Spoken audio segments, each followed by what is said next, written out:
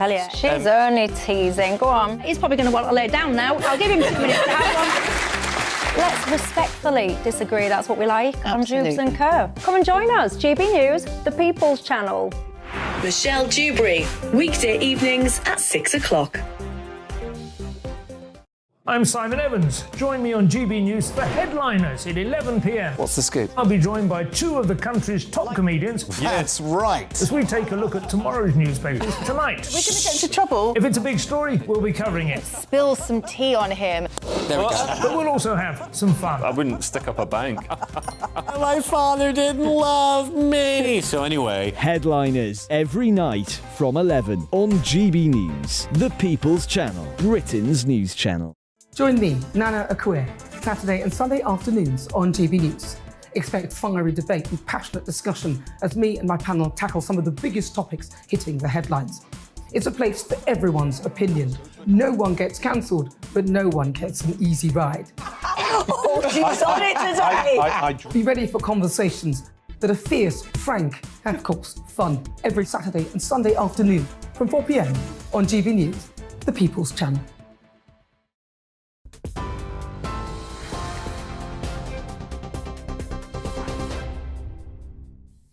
Hello, it's 11 o'clock. I'm Rory Smith in the GB newsroom. At least 6 people have been killed and several more injured after a shooting in a church in the northern German city of Hamburg. Police and emergency services remain at the scene, where a large-scale operation is underway in the Alsterdorf area. People were seen being escorted out of the Jehovah's Witness Centre, some 2 ambulances. Amber weather warnings for snow and ice are in place for parts of the UK overnight, bringing with it a potential risk to life. Blizzards are due to cause treacherous conditions overnight, with 50-mile-per-hour winds and 40 centimetres of snow expected in some central and northern areas. The Met Office says power cuts and travel delays are likely. Gary Lineker has been accused of diminishing the tragedy of the Holocaust, with the Home Secretary saying she found his comments offensive. The BBC presenter is under fire for comparing the government's language around its new immigration policy to that used by Germany in the 1930s. He has described the fallout as ridiculously out of proportion. The Transport Secretary says construction of HS2 between Birmingham and Crewe will be delayed by 2 years. Mark Harper says it is due to the increased costs and significant inflationary pressure. But Shadow Transport Secretary Louise Haigh says the delay means the North has to pay the price for government failures. It's frankly astonishing. HS2 is one of the biggest construction projects in Europe. Tens of thousands of jobs rely on it, as well as thousands of businesses across the country. The Tories crashed the economy last year, and now, once again, they're asking the North to pay the price for their terrible economic failures. And frankly, the idea that this will save costs is completely disingenuous. The Prime Minister is aiming to strengthen cooperation with France on tackling small boats in the English Channel. Rishi Sunak will meet French President Macron in Paris tomorrow, hoping to implement further measures to prevent illegal migrant crossings. It will be the first UK-France summit in 5 years. At least 9 people have been killed after Russia fired 81 missiles, including 6 hypersonic missiles, across Ukraine. The fresh wave of strikes cut power to the Zaporizhzhia nuclear power plant, Europe's biggest, although it was later restored. The plant was running on emergency diesel generators for the 6th time to prevent a potentially catastrophic meltdown. TV, online and DAB Plus radio. This is GB News. Now it's back to headliners.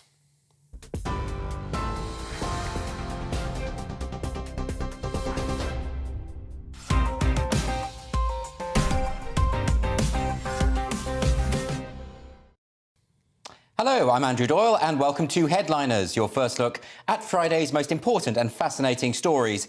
And joining me tonight are the somewhat important and vaguely fascinating Josh Howie and Steve N. Allen. But before we get stuck into the rest of the stories, what have you seen in the papers that's made you laugh, Josh? Well, we've had some very serious stuff going on in the world, but over in America, on the slopes, the ski slopes, someone drew a big willy. Did they? Yeah, but a huge 150 foot here. And of course, what the Daily Star has reported is that they sent out a helicopter to rub it out. Very nice. And you can see it there. The Daily Star covering all the important stories here. I think it's a very vital story. Yeah. I think it's about the environment. It encapsulates so much modern technology. I mean, to be fair, you know, we've got Piltdown Man in this world, whatever it's called. That's the only bit you look at when you see the one we've got. No one I look at. I've got some dignity about myself, Steve. It's the one bit you check It's also out. circumcised. That's America. It's very common out there. That's what it's all about. All right, Steve, what have you seen this week? I just want to mention Mystic Meg passed away at the age of 80. It's in a lot of the newspapers. And it's not funny at all. No, it's not funny. I just look. I'm sure though, if anyone had their affairs in order, it would be her. It would be indeed. Well, look, let's have a look at Friday's front pages before we crack on. The Daily Mail is running with Lineker's playing the BBC for fools. The Guardian's got revealed at least 500 people died after ambulance delays last year. And The Telegraph is leading with Ofsted chief warned over explicit sex lessons. The Times has HS2 will be delayed by another 2 years. Surprise, surprise. And The Express goes with Suella blasts Lineker. Now will the BBC make him say sorry? Very dramatic stuff. The Daily Star. Prince Charmless, after 3 years of complaining it's his kid's birthright to be a real-life prince and princess. And, of course, you know the rest. Those were your front pages.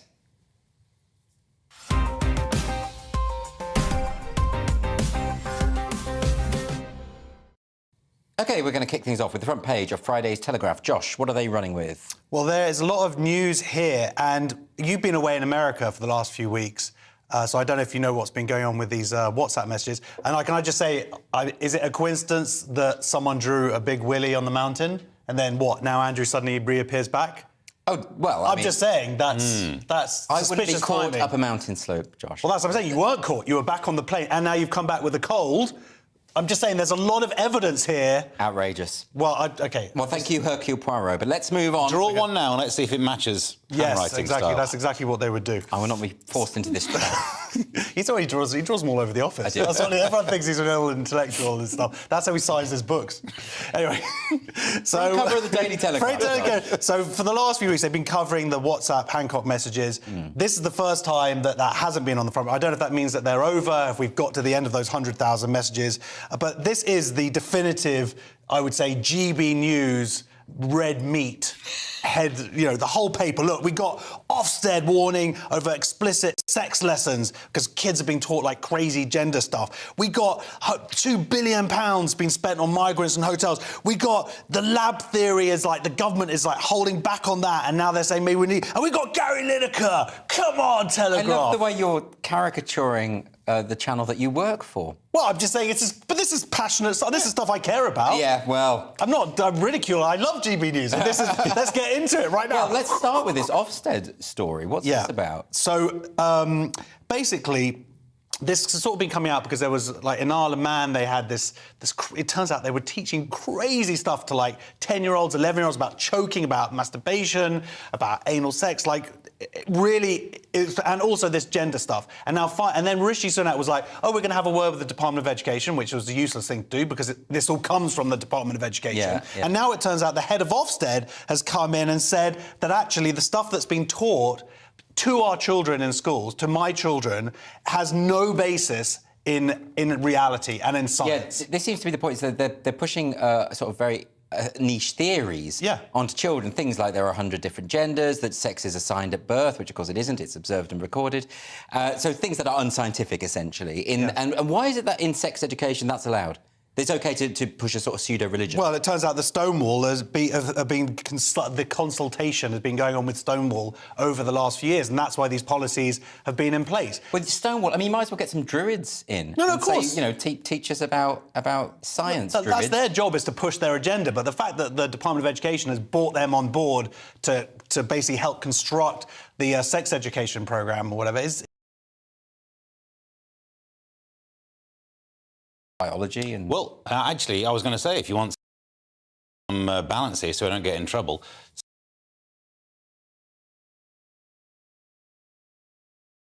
In biology, But this article does go on saying it's got no basis in science. Well, loads of things in sex education aren't scientifically based. Right. All of the stuff that you'll be taught about consent isn't scientific. It's right, it's ethical. societal, it's ethical. But that doesn't necessarily mean that that could justify introducing superstitious beliefs as fact. No, I'm just saying that the obsession with saying this isn't science... your question was, why could this be taught in there? If they're being taught an awareness that people think this in society, that's a valuable piece of information. So I think that's where the blurry line Definitely is. stupid people do think this, yes. Yeah, and that would be... And I agree with you. I think they should be taught that stupid people exist because it's difficult to exist in society unless you're aware. I don't know about you, Andrew, but I'm slightly wary of arguing with Steve because we've seen how well he does... You know, in these arguments, he's going to come in and sort of chop our heads off at the end of it. So I think I'm just going to just agree with everything he says. With everything that's got no earpiece today. I've got no one he's giving got me no all help. the answers. But there is another big story here about the Home Office facing a £2 billion bill for putting the migrants up in hotels. Right. It's a huge... That is a lot. That is a lot Where of were they money. staying? Well, they're staying at, a Holiday Inn. They've really put up their prices recently. Okay, No. a Holiday Inn is actually... No, it's not too shabby, Holiday Inn. Oh, yeah. You know, if you want cheap, you have to go, like, for those pod hotels, you know, where you've got no legroom. It's a huge amount of money. Yeah. There's a predicted 80,000 people coming over here. That bill's going to get higher. Yeah, maybe they should just handle the situation rather than farming everyone out to expensive hotels. We'll talk about that with a later story. And then the final one here that I really would just quickly like to mention is the case under pressure as number 10 to consider the lab leak theory. So there's never really been an official policy from the UK government about how COVID started, except for the fact that with WhatsApp messages released yesterday, it showed that they were saying to Hancock, don't say this in your book because it's going to upset the Chinese that there was a COVID leak from a lab. So that seemed to be... But now people are saying, well, maybe you should start taking a policy and, you know... Well, Steve, why wouldn't you consider that, you know, maybe... the virus leaked from the world's biggest coronavirus Yes, laboratory. Steve. Yeah, no, I mean, you would consider it. Yeah, you wouldn't surely you would. definitively say this is definitely where it comes from until an investigation's happened. So I understand why people might pull back from having a conclusion, but you're wrong to rule it out. Yeah, you're right. Would it be that much of a coincidence that there's a place that is cooking viruses right next door to this wet market, although we don't know how wet the wet market was. That's true, and it's all about the moisture, isn't it? But it just seems odd. You know, back when Trump was suggesting this, it was a racist conspiracy theory. Now Biden's administration is saying this is likely the case. Now it's suddenly not a racist conspiracy theory. There is a difference between having a report that says there's a lot of evidence saying it's this, saying OK, and having no evidence saying it's definitely that lab. I have to say, though, when I heard that the virus originated in Wuhan, and I also heard there was a massive coronavirus factory in Wuhan, I thought maybe maybe there might be something. I don't know, maybe I was just being But the government naive, is still being sneaky because they're saying, we'll definitely like hassle the Chinese about it as soon as the WHO basically... Now, the WHO is essentially owned by China. China is the biggest contributor to the WHO. Really? So to sort of say, as soon as the WHO say something about it, we'll get right on that, that ain't going to happen. OK, we've got to move on to the Daily Mail now, Steve. What are they leading with on Friday? Yeah, this is the Lineker story. Yeah. Playing the BBC for fools. And this is one of those stories where I just love the level of anger that people get. I don't have the same level of anger because I find there's a little trick that I do. I don't care about what people tweet. Interesting. Because I wish I could learn that. That's a great trick. It really is good. It improves your life so much. Is that why you don't retweet me? Yeah, exactly. I don't even read. I don't look at what other people tweet. I'm just all on my own page. But no, the point is he's still going back to work, and the BBC have spoken with him, and some people are upset. But he wasn't at work when he tweeted it. So I know the BBC has policies about their journalists, which I don't even think they should have. You should be allowed to tweet things. Why do we assume that because you fund something through a licence fee, everyone in there has to agree with me or at least darn well pretend they do? I think it's the impartiality clause, isn't it? I mean, the point with the BBC is that they have to appear not partisan. while they're at work. Yeah, but it makes their job harder, I guess, at work. If someone is so partisan online, it makes the accusations easier to let. Yeah, when he's doing some football punditry and he starts talking about that football player's got the goal and look, he's actually a migrant from here. This has a big impact on how that commentary plays out. Yeah, I'm really worried about that. Andrew, I trust you to do an interview where I know your thoughts on it, but to be fair in the interview. Yes. So I know this is not the BBC, but your point was more about trusting the impartiality. Well, it's just I think the BBC have been so... Whatever they do, they get accused of being slanted one way or the other. So I think the boss is just trying to make their job easier. Yeah. I mean, it is ridiculous. This is dragging on to that I mean, he said something level. really stupid. Yeah, it was a stupid thing. Comparing... Well, everyone gets compared to Nazis online. That's normal.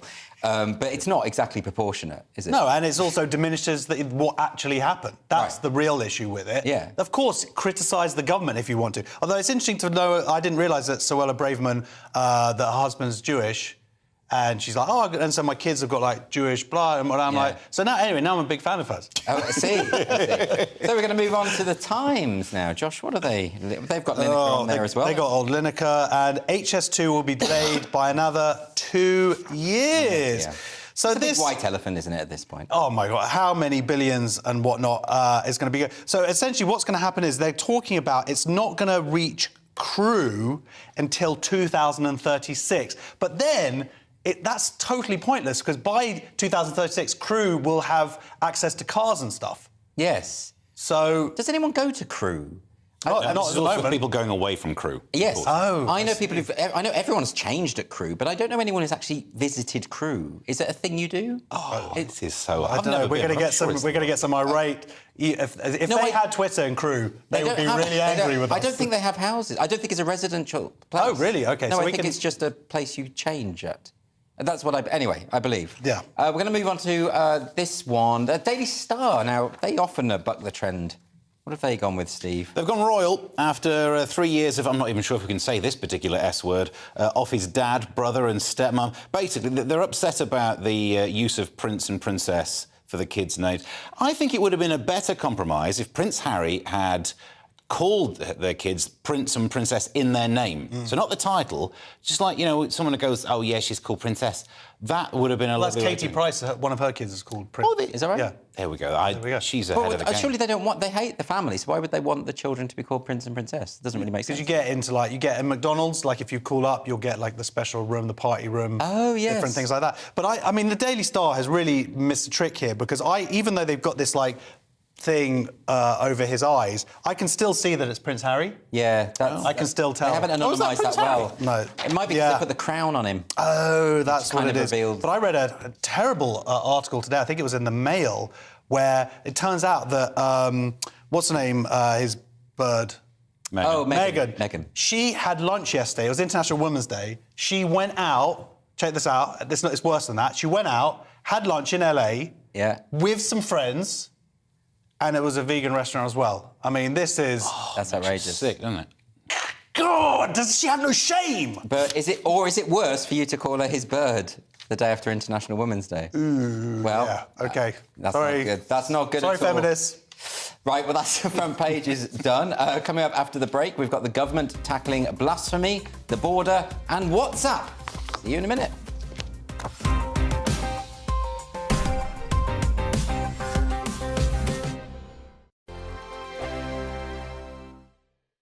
We are GB News, the People's Channel. And right across the United Kingdom. You can find us on Sky Channel 512. Virgin Media Channel 604. Freesat Channel 216. Freeview Channel 236. And YouView Channel 236. You can also take us with you on DAB+ radio. With the GB News app and at the website gbnews.uk. We're absolutely everywhere. Come join us on GB News, the People's Channel, Britain's news channel.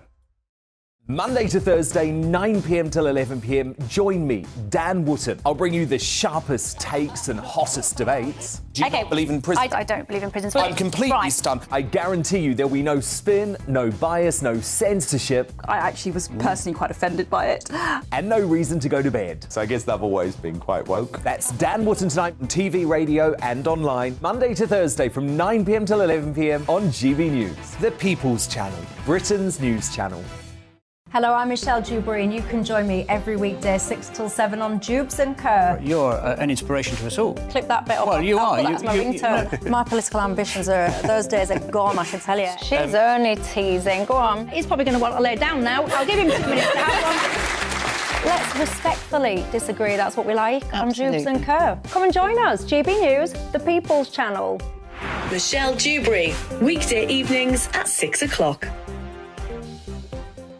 I'm Simon Evans. Join me on GB News for Headliners at 11 p.m. What's the scoop? I'll be joined by two of the country's top comedians. That's right. As we take a look at tomorrow's newspapers tonight. We're going to get into trouble. If it's a big story, we'll be covering it. Spill some tea on him. There we go. But we'll also have some fun. I wouldn't stick up a bank. My father didn't love me. So anyway, Headliners every night from 11 on GB News, the People's Channel, Britain's news channel. It's all about family, being in people's living rooms, all the interaction and getting to know who our viewers and listeners are. When I was young, my dad used to say, Nana, stop arguing. I wanted an outlet that would enable me to give my opinion. People are going through a really hard time right now, and I know that you don't feel like you're being listened to by the establishment. I came to GB News because it's the People's Channel, and I want the audience to have their say on the events of the day. We're dynamic. We do something different. Democracy shows that the wisdom of the nation is in its people. I get to travel to find out what the story is from a personal perspective. The British people aren't fools. We know when we're not being told the full story. We've got to work out how Britain moves forward from this. It's the best country in the world. The establishment had their chance. Now we're here to represent your views. Britain's watching. Britain's watching. Britain's watching. We're proud to be GB News. The People's Channel. Britain's news channel.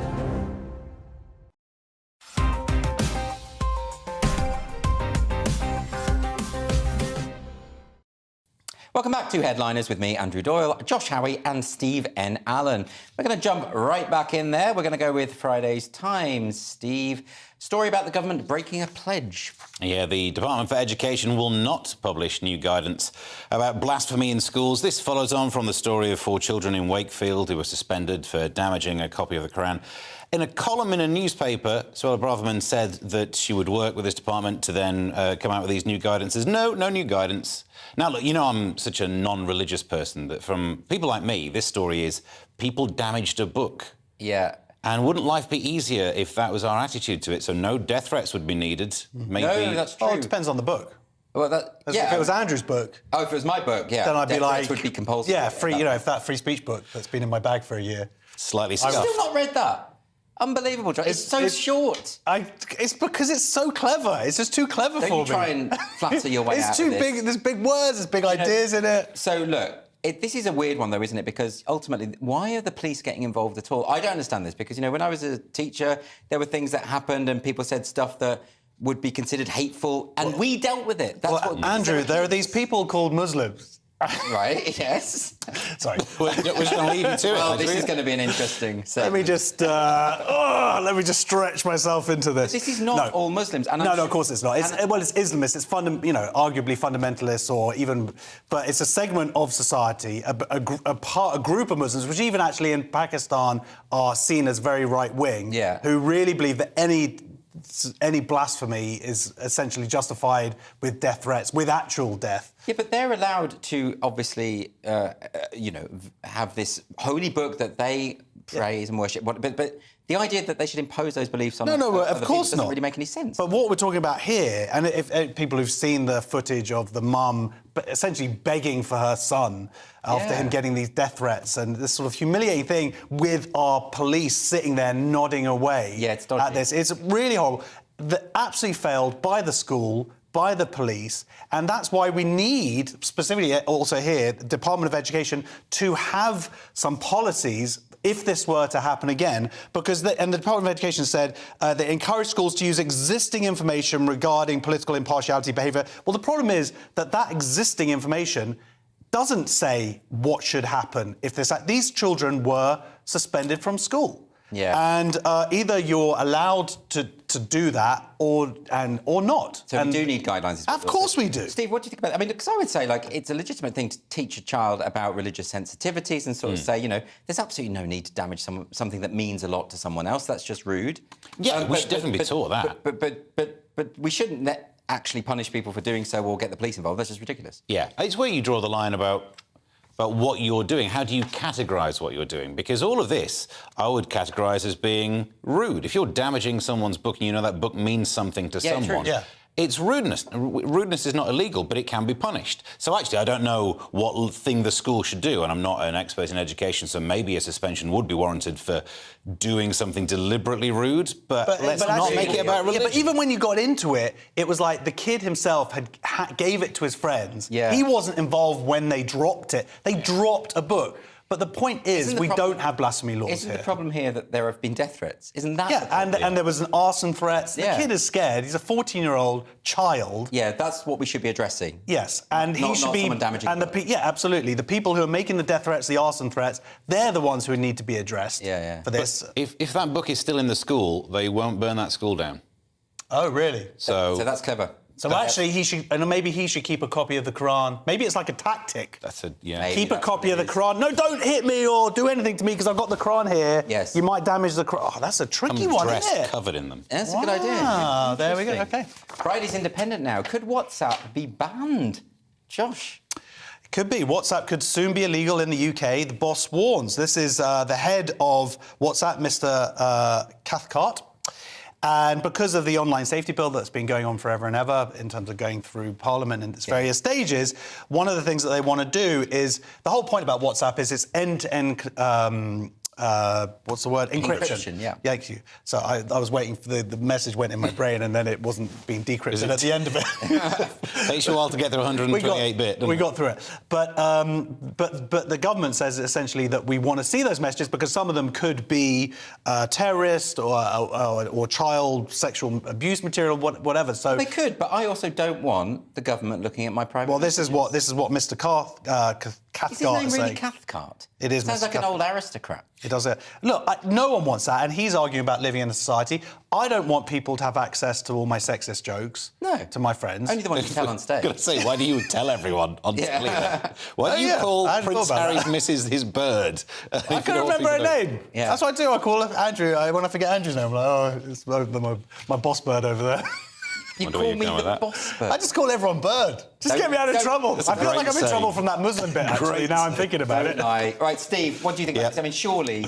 There used to be civil liberties groups who would be upset about this kind of thing, and they've gone very quiet, haven't they, that lot? That's true, although, look, I agree. I think probably Big Brother Watch are probably looking at this thinking... They will be, yeah. But I'm talking about things like Liberty. They used to make a noise about this sort of stuff, and then now they don't really. It makes no sense because the encryption's great, and it works really well, so it means you can't break it. And if you then say, well, you can't have a good encryption, the people who are the bad guys will not use WhatsApp. They will go to Telegram or things like that have 128-bit encryption. So all the baddies will still be absolutely fine using a different app. Meanwhile, we'll be the ones affected by it. We won't have the safety of our messages. Yeah, no, it's not good at all.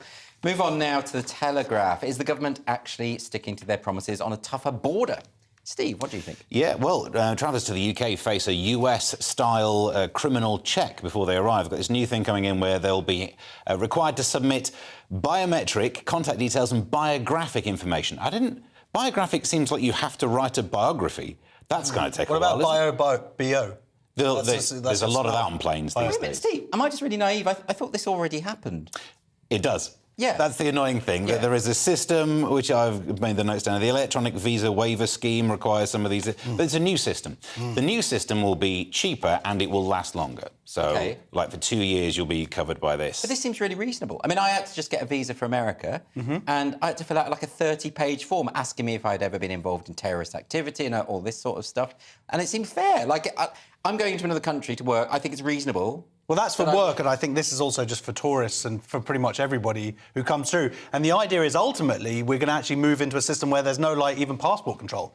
You know, you can just sort of walk through the gates. It'll see your face and go, yeah, that one's all right. All that stress we went through to get blue ones, and now we're not even going to need them. Not even have passports. They do look better, though, Steve, let's be honest. Yeah, so like, the American system is sort of like, what questions they ask? Do you have a gun? Fine, come in here.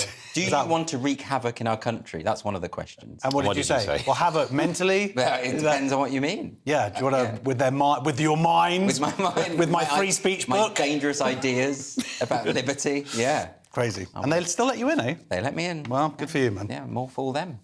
Right, we're going to stick to Friday's Telegraph. And what a way to celebrate International Women's Day by awarding a man. Indeed. Jill Biden. Jill Biden is not a man. Jill Biden is not a man, married to Jack. No, Jill, which one? I didn't know that Biden's was. I didn't know that she was Joe Biden's bird. She is Joe Biden's bird. Yeah. Anyway, so I didn't know she was called Jill. I've been calling her bird. I've been calling her Biden's bird. But she's called Jill Biden, criticised for presenting award to trans woman on International Women's Day, adding insult to injury. And she's been accused of diminishing women. Democrats can't even tell you what a woman is. Now, the person is called Alba Rueda, an Argentinian politician. She was one of 11, or he, or whatever you want to get into the argument, 11 recipients chosen to receive the International Women of Courage Award. But she is a biological man, or he is a biological man. Yeah. What was that taken away from a biological woman who might have been someone who was working for a FGM, female genital mutilation charity, Right, or so- for mothers' rights, or whatever? It seems fair enough to reward someone who's done something brave. I get that, but isn't it fair enough to have a women's category? Of course there is. There's trans month. There's trans. It's like there was other times that this could be, the bravest trans woman. Yeah. Why award. not have that category? I mean, Absolutely. There is trans month already. Men, we get 365 days a year. So we should get our awards a lot. Women, they get one little day. One award. One day. Let them have their... Do you understand, Steve, why feminists would be upset about Yes, this? I mean, in part, I wonder, I'm getting to the stage now of thinking they do these things just to wind Josh up. Yeah, I think so. You go through the newspaper thinking it'll be, that vein in his head will be out again. But don't you think, Steve, like was it Caitlyn Jenner who won Woman of the Year? And you think, come on, That's you're provocative, you're trolling, aren't you? And then I was trying to work out where is the line for me, and maybe we all have our own lines where, because if an acting award was given to Laverne Cox, then I don't That's know. appropriate. I don't know if or is it? I don't know what, you know what I mean? There's a certain level. Everyone in their head, or certain readers of certain newspapers, just imagine people who self-identify and have nothing else going on other than that. Obviously, there is a spectrum, and there's probably a bit along that spectrum where you'd think, fair enough, you'd get the Women's Award. But I don't know, I think you make a strong point about International Women's Day might be that one that stands out. It's not the time to do it, is it? Yeah. Do you know, there's National Pie Week. Pie Week? Pies get a week and women get a day. So I can see there's still work to be done. There is, yes. We're prioritising pies over women, as always. Yeah, well, that's what you should. Outrageous. Yum, yum, yum. Outrageous. That's part 2 in the bag, but coming up, how rich people are stupid, where women can't be vicars, and Steve will tell us all about his side hustle as a plastic surgeon. Don't miss that.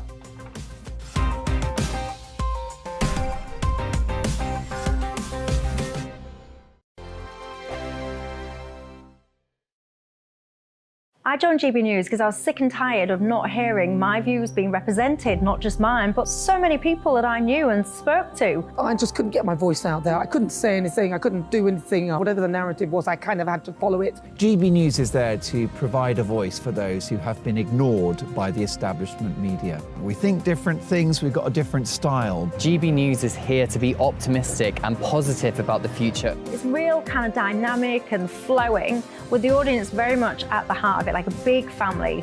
Here at GB News, we talk about the things that matter to you. Hearing the voices from right across our towns and cities, especially our towns. All sides of the argument represented with a heavy dose of opinion. We're on a mission here to make a difference. And the GB News family really is here for you, and whatever time of day you can watch or listen. Britain's watching. Britain's watching. We're proud to be GB News. The People's Channel. Britain's news channel. Westminster is going around in ever-decreasing circles, followed by the media. Britain is broken. How on earth did we get into this mess? But more importantly, how do we get out of it? Join me at 7 p.m, Mondays to Thursdays on Farage, here on GB News. We will have open, rational debate. We've got to work out how Britain moves forward from this. Join us here on GB News, the People's Channel. Britain is watching. You've probably seen politicians interviewed 1,000 times, but we do it differently. We find out who they really are, we don't shout, we chat, and hopefully we bring a bit of light, not just heat. Did you know Kate Moss? Apparently. Do you have a pair of jeans or a pair of jeans? No, of course I don't. What would I do with them? My friends are like, oh my God, what's she doing now? Join me every Sunday at 6 for Gloria Meets, only on GB News, the People's Channel, Britain's news channel. I'm Jacob Rees-Mogg, the Member of Parliament for North East Somerset and a former government minister. For years, I've walked the corridors of power in both Westminster and the City of London. I campaigned in the largest democratic vote in our island story. I know this country has so much to be proud of. We need to have the arguments, the discussions on how we make it better. The wisdom of the nation is in its people. Vox Populi, Vox Dei. That's why I'm joining the People's Channel. Join me Monday to Thursday at 8 p.m. on GB News, Britain's news channel. I'm Mark White. As GB News Home and Security Editor, I cover those key issues that are so important to you. Our authorities, our communities doing all they can to combat violent crime. With the public services under unbearable strain, why are we still failing to control our borders? Defence, the first priority of any government, has been continually hollowed out. Can we trust our politicians to protect the armed forces? Join me, Mark White, on GB News.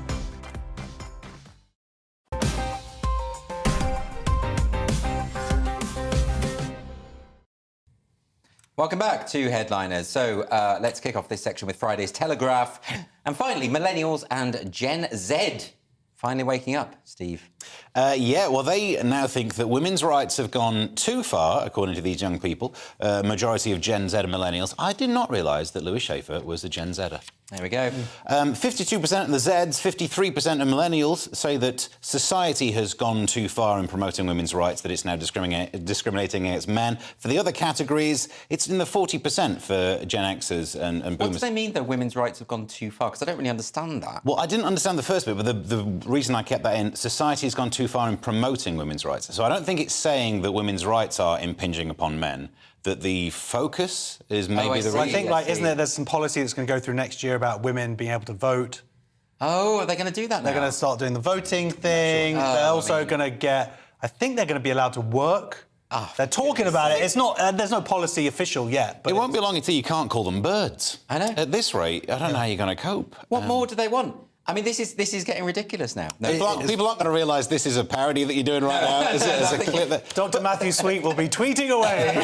But it's worth bearing in mind that someone can have rights without taking rights away from someone else. Like, both issues could be true. Women do need greater safety walking on the streets. Men need greater amount of custody after divorces. Both of those things can exist, and they're not mutually exclusive. Well, why do they see it as a zero-sum thing? I mean, surely it should be just everyone has equal rights, right? Yeah. But there's equality and then there's equity.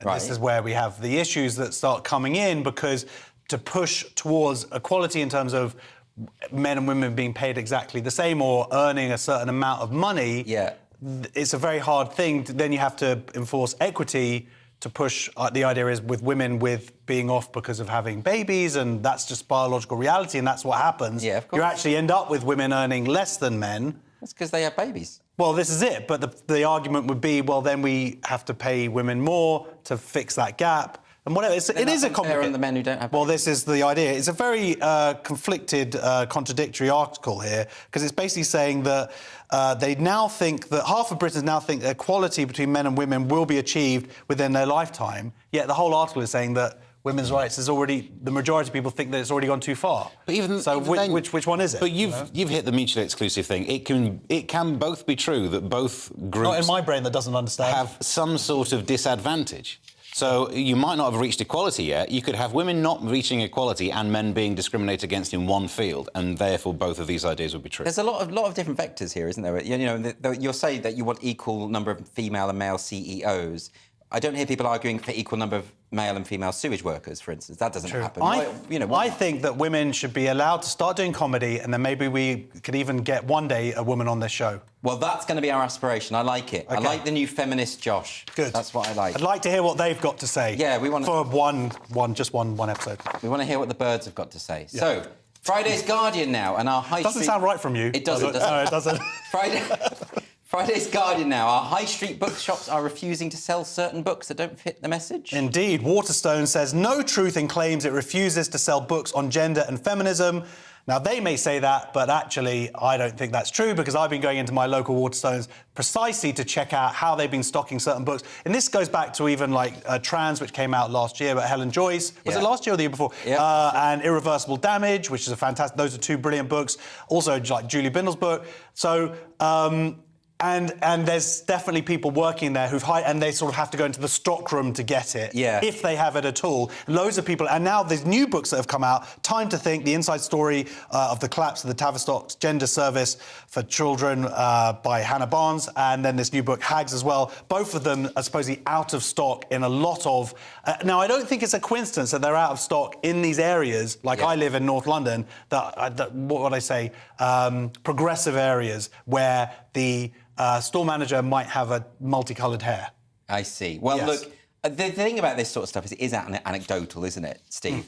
But I've seen loads of anecdotes of people sort of going into shops and saying, oh, do you have this book? And, you know, the people getting angry that they're even asking for the book. And Waterstones does seem to be a particular... It recurs in these anecdotes, but maybe it's not true. Yeah, in this story, they are pointing out that they do sell it. They have it in some stores. If you can't find it, you can ask for it or order it online. I feel sorry for...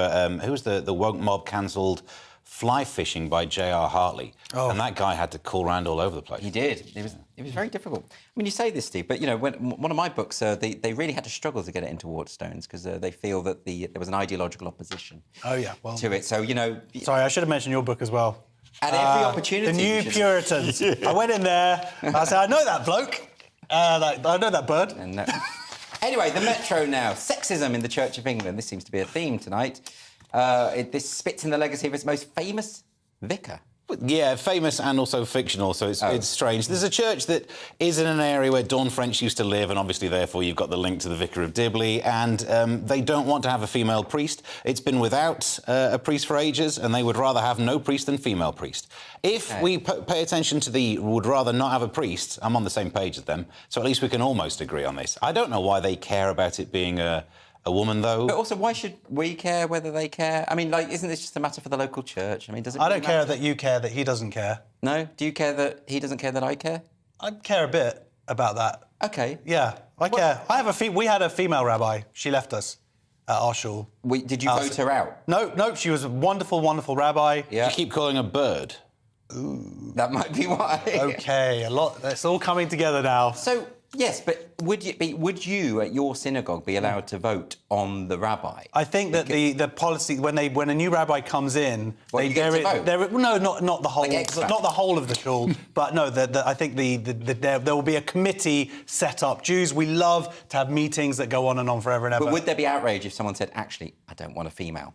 I think they definitely would, and I go to a very progressive synagogue, so they would be... So maybe this is just one of those sort of high Anglican churches where they don't like all the developments within Anglicanism. Maybe they thought that Dawn French would come there. Maybe. And that could be... Maybe they just didn't like Dawn French. Yeah. Bit of a non-story, this one, isn't it? Really yeah. Yeah. All right, let's move on now, on to Friday's Independent, and now we know why comedians are so intelligent, Josh. Indeed. Study discovers that rich people are not as intelligent as poor people. This has to be said, this is people earning over about £60,000 or so, but the cognitive ability plateaus. And it's quite interesting because the richest in society tend to think that they've earned that wealth, and it's not that they don't necessarily work hard. Yeah. But luck plays a massive factor, and there's been a lot of interesting books and experiments where they show that the disadvantages for being poor sort of aggregate to a much higher level to stop you from getting up to that level. How helpful is this kind of study? You know, who's the brightest? Poor people, rich people? Isn't it just... People are just people, aren't they? No, there are some thickos. There are thickos, but they're thickos in all demographics, right? Yeah. But this is showing that in an area where you would presume you've got to be clever to be earning that much money, you don't. Yeah. No, that's obvious. Well, it might be huge because you're clever. But then is it earn obvious... over a certain amount of money we don't want to get into here. This research shows that there is a correlation in cognitive ability and earning up until that 60,000-ish. So would you have said that that's obvious or not? I would just say it's very obvious that if you come from a rich background, you have all sorts of contacts. Yeah, but there are people who are self-made billionaires who might be in that 1% who didn't have those socio-economic advantages, and there might be that they're ones that do. But the idea is that there are definitely other factors that are at play, and the argument here would be luck would be a big part of it. And I would agree that the people who run a lot of company aren't necessarily the best and the brightest. No. They might be the ones who were a bit lucky, bit kiss-arsey, apart from our boss, who's really super smart. There we go. Morning. Friday's Daily Mail now. OnlyFans models being enticed to spend thousands on plastic surgery. Steve. Yeah, I mean, they're questioning the way that some of these adverts and offers are being put together. For plastic surgery, instead of paying for it up front, which would be more appropriate for a boob job, £85 a month, you can. That's my kind of inflation. Hey, yeah, I'm here all week. But I think there are some questions about making it such a good deal. And during a cost of living crisis, trying to find a way to say, hey, you can afford this. I don't know, it feels dubious. I understand, though, if you simply banned this form of deal, the people who wanted to get the surgery would just take a loan anyway. So Plus the people, they're spending a lot of money on this stuff, and they obviously want it. People should be able to do whatever they want to their bodies, shouldn't they? So, I mean, I think giving people reasonable... But if the argument that they're preying on them or preying on their insecurities, also, what's going to happen when they can't pay the money? That's true. I mean, I could get a new job as a repo man and get out there. I want them back. And I'm just saying that could be a new job. It's something to think about. Could be. I don't know if that might ruin your feminist credentials, because so far you've been doing well with that. You think really well. Some of the stuff here as well is about the way they've advertised it with having OnlyFans models, if that's the correct phrase, which I suppose it is, which, again, is effectively saying, don't worry, you can afford this because you can go on OnlyFans and sell pictures. Is there not a sense of judgment about this article? It makes me feel like people are sort of being a bit judgmental about women who want to have this... I don't think so. I think the person who researched it got very thorough with the OnlyFans. Every other paragraph is, there was Ms. Goodwin, and she's got 2 million likes, and she gets £10 a month for her subscribers, and there's a lot of examples. We're doing your research. No, but this person got this is a very thick article. They've done a lot of research. Yes, well, good for whoever it is at the Daily Mail. Yes, you've earned your money. Yeah. Right, that's it for this section, but coming up in the final part, why being bold is a good look. Yes. And why Generation X parents are being called out by their kids. Catch you in a minute.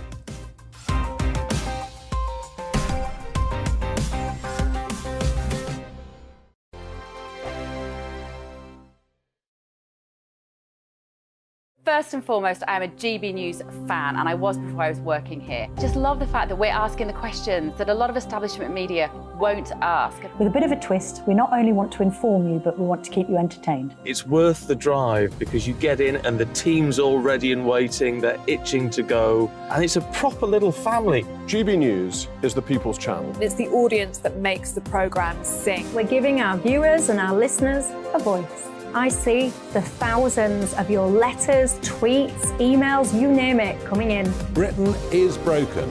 How on earth did we get into this mess? But more importantly, how do we get out of it? The establishment had their chance. Now we're here to represent you. It's time for something different.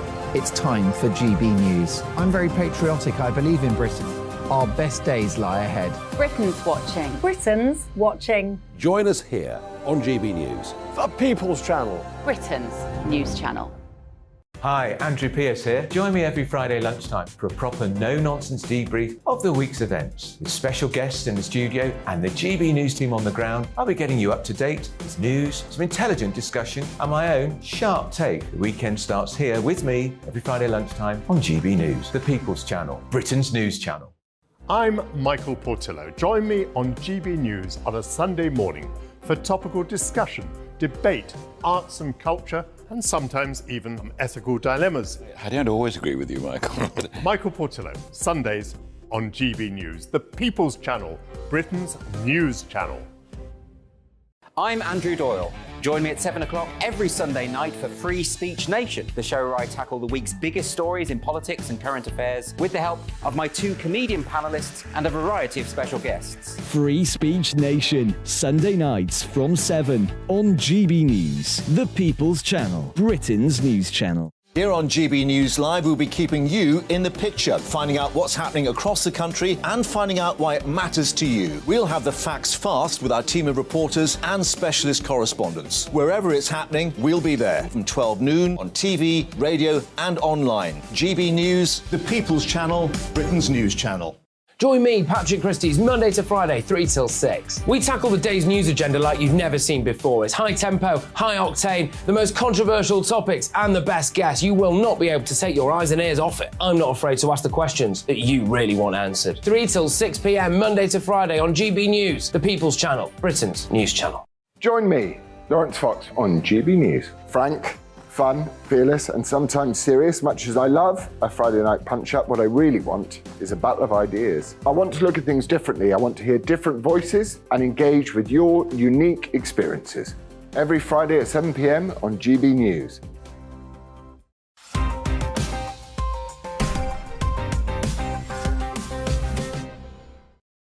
Welcome back to Headliners, your first look at Friday's newspapers. Friday's Mirror now, with the story about a man we can all strive to be. Josh. Indeed. I'm so good-looking, women beg me for attention, but I'd rather hang with my dog. This is a man called Marco Donatelli. He's got some brothers, Mikey and Leo and Raph. And that's a Teenage Mutant Ninja Turtles joke. Anyway, so, but he says, my best attribute would probably be my smile, but he doesn't stop there. He goes on, as well as my combination of curly hair, blue eyes, it really works. And I know exactly what he's talking about, because my pubic beard, my bald palate, and my weak eyes, that's what I say. I say it's the combination that makes it devastating. This is someone who I'm going to guess... Oh, there he is. We've got a picture of him here. Oh, no, those are my holiday photos. How did they reach... How did they get... Anyway, someone's been going onto my... WhatsApp is obviously not as encrypted as I thought. But what do you think? You don't actually see his face. So I don't think he's that good. Can we see him again? Let's have a look at him again. No, that's me. I'm definitely not. That's him, that's Steve. Can we see the photo again? Maybe not, we can't, but maybe they're... Oh, here we go. Hello now. I don't know if he trims. He looks like he trims. You can't really tell whether he's good looking. Yeah, he's covering his face. I don't think he's that good looking. Embarrassing tan line, though, isn't it? Yeah, and he's also got a cross. He's obviously a religious man. He could go... There he is. I don't think he's that good looking. He's wearing his cap backwards. What an idiot. But, you know, if you are good looking, one of the things is you shouldn't draw attention to it, and you shouldn't describe yourself as good looking. You should... Oh, that's what I've been doing wrong, is it?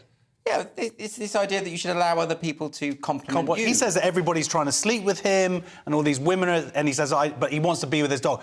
Personally, I think... Not like that. I think he's gay. These are the clues. Okay. Number one, his mum is his biggest supporter. Yeah, that's quite gay. That's a big gay thing there. I mean, that's what I've heard.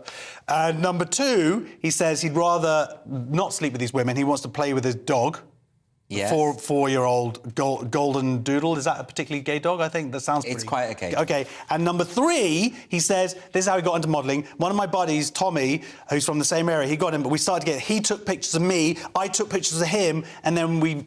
Come on now, that is on a fishing trip, probably. I don't think we can speculate as to this man's sexual orientation. What do you think, Steve? I find it just depressing that people look that attractive. I struggle with body confidence for good reason. You know, good eyesight and a not bad mirror. So, in comparison, put it away, man. You're making us all feel bad. There we go. I'm not... He doesn't threaten me. Nor should he, Josh. No. You really do have weak eyes, don't you? Yeah. Friday's Telegraph now, Steve. Here's a story aimed at you and Josh. What's this? Experts are looking into whether it's better if you are bald. And I don't know why I'm doing this story. I'm slightly thinning, I've noticed. I don't know if you can get that. But this says that it's if you've got good teeth, it doesn't matter. Yeah. Let's see your teeth. Well, this is the problem. Show the cat. Look. No, it's not working. But that means you'd have to walk around like this, because it says like people will notice your teeth and not notice the lack of hair. You'd always have to have your teeth out, which actually is a really difficult way to talk. Eat, the food will be all down your front. It's looking very attractive the way you're doing They're drying up now itself, the lip's going to get stuck. I mean, I think it's an odd article, but, you know, there are some incredibly good-looking bald men. So, I mean, it's not really about the hair, is it? No, not at all. And it says here, it suggests glasses is one of the things you can do, frame your face, and also neckwear, which is what Stanley Tucci does. Yeah. He's a big fan of the neck. So if you get those things, I've got a beard, obviously, but may I recommend, if you are going bald, if any of our audience out there are going bald, have lots of kids. Oh, really? That's right, have 5 kids, and then your wife can't leave you. Oh, that'll make you look great. OK. Can't? I'm sure if she tried hard enough, she could. Well, let's not give her ideas. I'll tell you why she can't, for a few reasons. I worked this out. Number one is she can't leave me in the middle of the night because she can't get a big enough Uber. So she can't go with the kids. There's too many of them. That's what I'm saying. So you've got to go... Oh, that's why we have 5 children. OK. That 5th one saved us. Well, we're going to move on to the Daily Mail now. Why Generation X have been terrible parents. Holy gosh. So what... typically, people used to slag off the boomers, didn't they? Boomer, you boomer. Boomers are people like in their 60s and 70s, right? Well, actually, but the people who say boomer usually refer to anybody who's about 5 years older than them. Oh, OK, but they're just misusing the term, aren't they? Yeah. So apparently boomers are born between 46 and 64, millennials between 81 and 96. So the Generation X is between 65 and and 80. Big fans of Malcolm X. That's where he got it from. Is that where he got it from? Yeah, he's a Generation X. No, that's not. No, that was OK, stop me with your misinformation, Josh. What is the substance of this story, then? Essentially, Gen Z and millennials are turning now on Generation. They've been...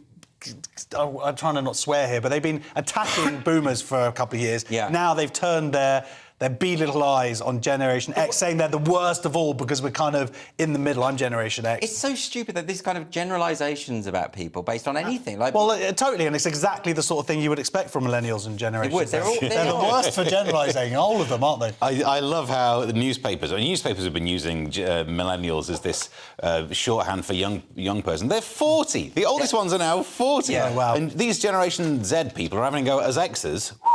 I just need to say this to Generation Zs. As much as you know, Greta will be getting upset at us, we fixed the problem in the ozone layer. We were the generation that did that by, admittedly, using a different Sacrificed our hair. They used a deodorant that they just made. Did we fix that? I thought... Yeah, stop using hairspray. That's what made my hair fall out. What have they ever That's fixed? not what made your hair fall out. Oh, OK, fine. What have they ever fixed other than themselves to the surface of the M25? Yeah, apart from inventing 100 genders. Yeah. Generation... OK, great. Getting really mature here now. We're going to move on to this next article. This one is from Friday's Daily Star. Terrorists on the loose at sushi restaurants. Yeah, police in Japan looking into it. They're cracking down on sushi terrorists. First, they noticed something was fishy. There you go. They've arrested 3 people who filmed themselves allegedly licking utensils and the food conveyor belt in restaurants. And this is disgraceful. It's an internet trend, of course it is, because everything bad's an internet trend. Why don't they go back to the internet trends of eating laundry detergent? Because that was all on them. Whereas now you're upsetting me. It's wrong to be licking stuff in these conveyor belts, but also a lot of these restaurants now have said they're not going to have these conveyor belts. Good. I don't want to feel like... terrorism, is it? No, but it's not nice. Japanese terrorism. Oh, so it's a mild sort of... Yeah, very polite. I suggest they get wasabi pea powder and just sprinkle it everywhere. See how they like them apples. Have we got time? Just quickly finish on this one. Can I just do my Japanese accent quickly? No, you are not doing a Japanese accent. Quite I don't want to nice. get taken off air. Okay. These reviews of Big Ben. What's going on? Oh, this is brilliant. US tourists call Big Ben boring and leave bad reviews. The Queen doesn't live here. So essentially, this is on like those online websites, review websites. They've like lots of American TripAdvisor. They've given it 1 star for just brilliant reasons. One is it's too close to the river. One said there are no hot dogs being sold. They only have pretzels and I think hot dogs is a more thematic. You would expect Big Ben they would sell hot dogs there. Anything long or whatever, not pretzels. That's ridiculous. Also, one saying Ben is a boring name. It should be something like Georgia, or so. Why isn't it a woman's name? Yeah, go women. Interesting. This is why you shouldn't trust reviews, because reviews are written by people. And have you met people? Yeah. No, Americans. I didn't want to say that specifically, but you're going for the full set tonight. These are probably liars, though, aren't they? These are people pretending to be Americans to give Americans a bad name. No, because they're not that witty. Really? I think these are real things. Well, you've just come back from America. And they're all checking, they're saying that it was 0.5 seconds. You know, they want to show off their watches because they've all got amazing watches in America. Yeah. That's true, isn't it? I don't know. That's one thing I know about Americans. Yeah. They've got good watches. OK, well, look, the show is nearly over, so let's take another quick look at Friday's front pages. So the Daily Mail is leading with Lineker's playing the BBC for fools. The Guardian is running with revealed at least 500 people died after ambulance delays last year. Not good news at all. The Telegraph, Ofsted chief warning over explicit sex lessons. The Times is running with HS2 will be delayed by a further 2 years. And the Daily Star has this article, Prince Charmless. Apparently Prince Harry is very upset because his children won't be known as Prince and Princess. So... well, that's all we've got time for. I do want to thank my wonderful guests, Josh Howie and Steve N. Allen. Headliners, of course, will be back tomorrow at 11 o'clock. Steve N. Allen will be jumping into the hot seat as host, and he's going to be joined with Leo Kearse and Nick Dixon. And do remember that if you're watching the 5 a.m. repeat of this show, stick around, because just after the break, you're going to be watching The Breakfast Show. And don't miss us tomorrow at 11. Thanks for watching.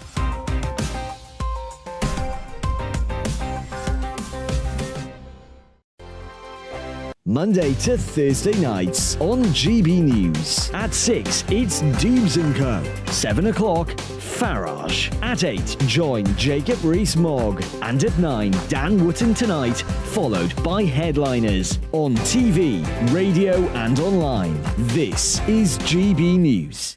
It's all about family, being in people's living rooms, all the interaction and getting to know who our viewers and listeners are. When I was young, my dad used to say, "No, stop arguing." I wanted an outlet that would enable me to give my opinion. People are going through a really hard time right now, and I know that you don't feel like you're being listened to by the establishment. I came to GB News because it's the People's Channel, and I want the audience to have their say on the events of the day. We're dynamic. We do something different. Democracy shows that the wisdom of the nation is in its people. I get to travel to find out what the story is from a personal perspective. The British people aren't fools. We know when we're not being told the full story. We've got to work out how Britain moves forward from this.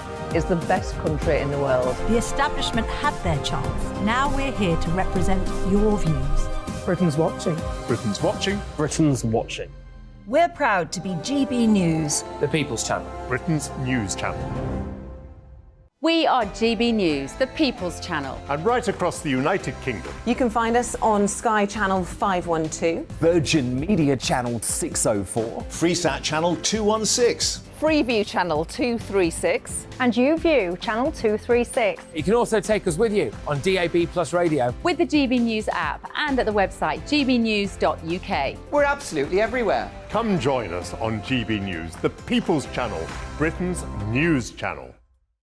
GB News has its own late-night paper preview show, Headliners, where comedians take you through the next day's top news stories. You don't have to bother reading the newspaper, we've got it covered for you. Headliners, every night at 11 p.m. and repeated every morning at 5 a.m. We won't send you to sleep like some of the other paper review shows out there. GB News, the People's Channel, Britain's news channel.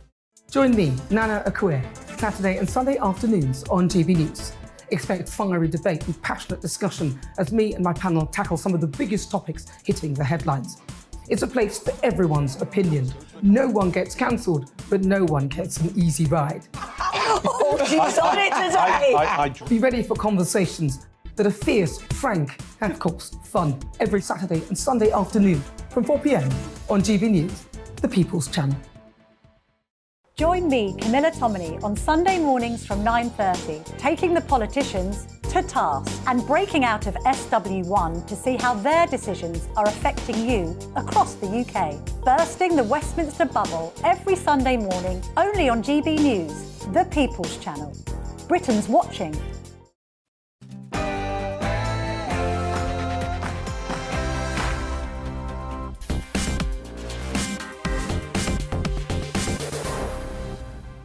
It's Thursday night, and this is Farage at Live from Bolton. Please welcome your host, Nigel Farage. We're live in Bolton tonight. It's the enthusiastic crowd.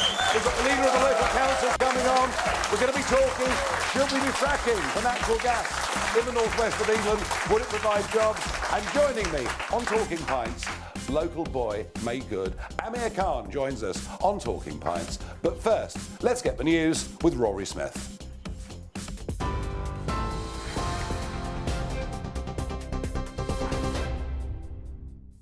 Good evening, I'm Rory Smith in the GB Newsroom. Gary Lineker has been accused of diminishing the tragedy of the Holocaust, with the Home Secretary saying she found his comments offensive.